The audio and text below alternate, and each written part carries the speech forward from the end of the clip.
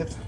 Сегодня у нас будет для любителей окрошки ленивая окрошка. Что нам понадобится? Редиска, свежий огурец, укроп, вареное яйцо, сметана, половина лимона и какое-нибудь мясо. У меня куриная грудка, вареная уже. Мясо нарезаем мелкими кусочками. Остальное все трем на крупной терке.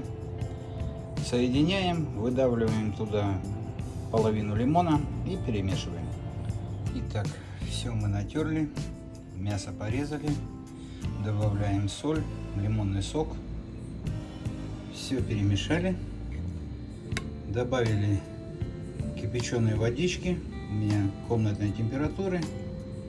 И если не втерпешь, чтобы это быстрее остыло, быстрее охладилось, я добавил пару кусочков льда. Все, сейчас он растает, окрошка охладится и можно пробовать.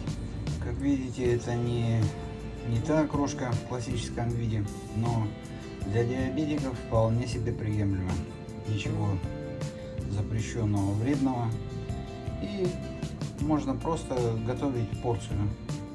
Это не так сложно, не так долго. Приятного аппетита! Будьте здоровы!